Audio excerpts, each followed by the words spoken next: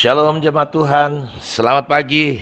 Tuhan menyertai kita semua. Biarlah hari ini menjadi hari yang penuh dengan kebaikan dan kemurahan Tuhan, karena kita selalu belajar menempuh jalan-jalan yang ditunjukkan oleh Tuhan. Jalan-jalan yang berliku-liku, jalan-jalan yang bergelombang, biar kita luruskan. Bagaimana caranya? Dengan kita belajar mengakui Tuhan dalam segala aspek hidup kita, maka Dia akan meluruskan jalan-jalan hidup kita. Kita belajar tentang kesucian jemaat atau gereja lokal, dan saya mau katakan bahwa kesucian, kekudusan di gereja lokal, di hidup kita, ketika kita masuk ke sebuah prinsip tentang disiplin, sebuah kehidupan yang disiplin. Allah itu adalah pribadi yang penuh dengan kasih, tetapi Dia tetap memiliki disiplin. Saya belajar bahwa seorang anak yang dibesarkan dengan cara dimanja, dengan cara cuma dikasihi, tidak ada disiplin, maka anak itu akan jadi anak manja, anak yang berjalan dengan suka-sukanya. Atau sebaliknya, kalau cuma disiplin, tidak ada kasih,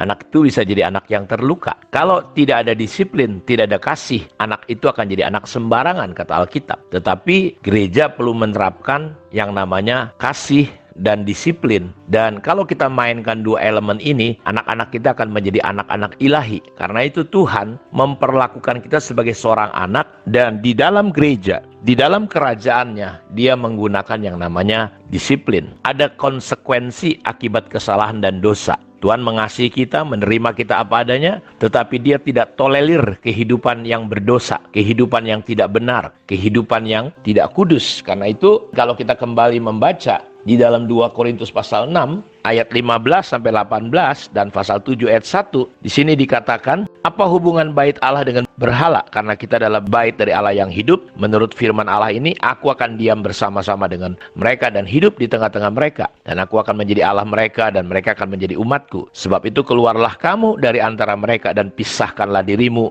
dari mereka, firman Tuhan, dan jangan menjamah apa yang najis, maka aku akan menerima kamu, dan aku akan menjadi bapakmu, dan kamu akan menjadi anak-anakku laki-laki dan anakku perempuan. Demikianlah firman Tuhan yang Maha Kuasa. Dalam pasal 7 ayat 1, saudara-saudara yang kekasih, karena kita sekarang memiliki janji-janji itu, janji di mana Allah sebagai Bapa kita sebagai anaknya, dan hubungan itu perlu menyucikan diri kita dari semua pencemaran jasmani dan rohani, dengan demikian menyempurnakan kekudusan kita dalam takut akan Tuhan. Jadi untuk menyempurnakan kita dalam kekudusan, kita perlu hidup dalam takut akan Tuhan. Karena itu gereja perlu ditempatkan, dan ini harapan Tuhan dalam Efesus 5:27, supaya dengan demikian Tuhan menempatkan jemaat di hadapan dirinya dengan cemerlang, tanpa cacat, tanpa kerut atau yang serupa itu, tetapi supaya jemaat kudus dan tidak bercela. Jadi kesucian dalam rumah Tuhan, kekudusan dalam hidup kita tidak akan pernah tercapai tanpa teguran dan prinsip disiplin. Jadi teguran, disiplin itu perlu dibangun dalam kehidupan gereja lokal. Kalau saudara nggak mau ditegur, nggak mau didisiplin, susah saudara untuk kita mencapai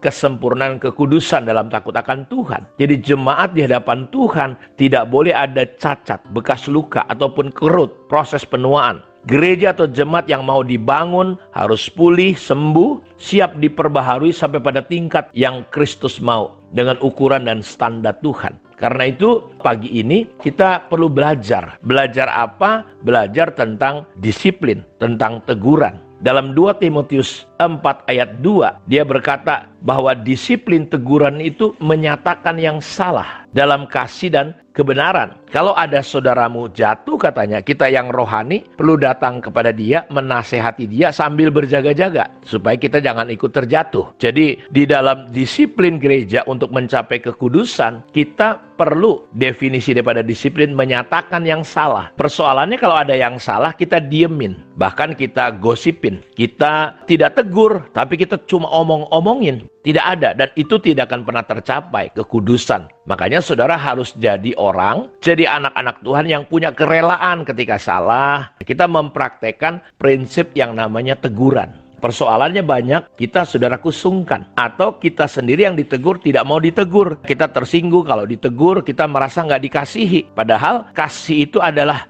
disiplin. Dia bukan hanya kasihan, tapi dia perlu ada didikan, ada disiplin. Di kitab Amsal bahwa kita perlu mendidik anak supaya dia kudus, bersih. Kita tidak boleh katanya menahan rotan. Artinya ada disiplin. Nah, persoalannya gereja kita orang Kristen tidak biasa ditegur. Kita cuma suka dipuji, diangkat-angkat. Orang Batak bilang diumbang. Kita naik ke atas, tapi kita lebih dalam jatuhnya. Jadi ini sebuah sikap bahwa definisi daripada disiplin itu ada menyatakan yang salah, menegur di dalam kasih dan kebenaran. Yang berikutnya, arti disiplin adalah kita memberikan nasihat dan ajaran kebenaran firman Tuhan yang didasari oleh sikap hati yang sabar. Jadi saudara yang misalnya salah, saudara harus punya sikap mau ditegur, mau dinyatakan. Jadi bukan disembunyikan dosanya, bukan dibiar-biarin, tapi dinyatakan. Ketika Adam dan Hawa jatuh dalam dosa, tidak serta-merta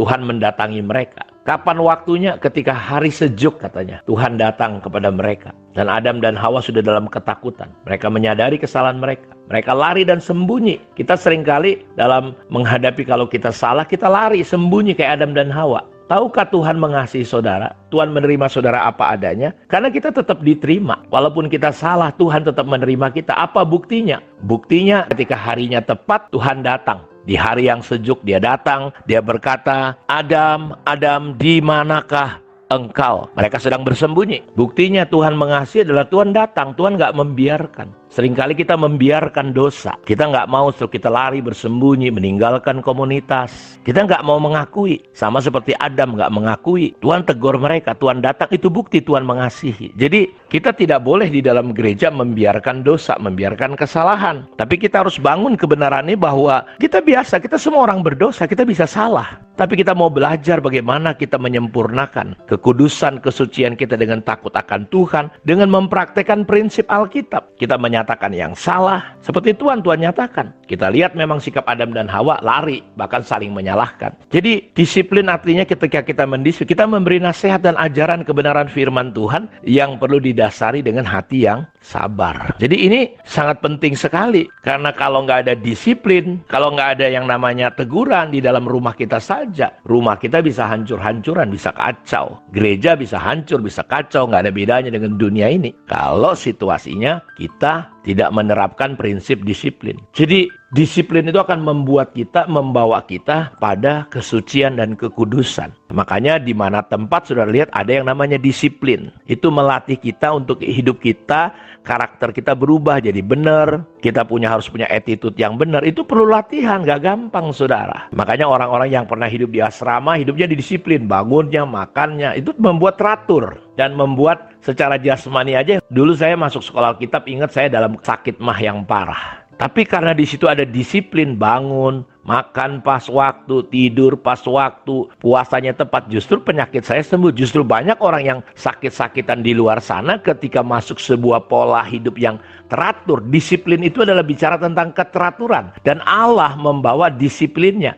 Prinsipnya itu membawa secara spirit, mental, jiwa, pikiran kita, tubuh kita bisa jadi sehat, menjadi kuat, menjadi baik. Karena itu tidak ada jalan lain untuk kesucian, terjadinya kekudusan di dalam gereja. Perlu ada yang namanya disiplin di dalam hidup berjemaat, hidup gereja. Makanya kita diatur, belajar, kita diajari bagaimana memberi keuangan. Keuangan kita benar kudus, kita disuruh latih bayar per puluhan. Bukan hanya masalah 1/10, sebenarnya semua uang milik Tuhan. Itu tapi melatih untuk kita dalam soal keuangan menjadi benar, menjadi suci, menjadi kudus. Kita diajar untuk memberi persembahan. Itu latihan, disiplin-disiplin yang menolong kita. Kita disuruh berdoa, berpuasa, dan macam-macam. Tidak ada jalan lain untuk kita sampai pada kesucian kalau kita nggak praktekkan yang namanya disiplin gereja. Kita akan mulai belajar topik yang hari ini, minggu ini, tentang disiplin gereja untuk mencapai kekudusan. Kiranya kita akan belajar hari-hari ke depan. Tuhan memberkati kita semua. Mari kita berdoa. Bapa, terima kasih. Kami percaya apapun, sekeras apapun disiplinmu, tujuannya cuma satu, supaya hidup kami semakin kudus, semakin suci. Engkau tidak membiarkan orang begitu saja. Engkau mendidik.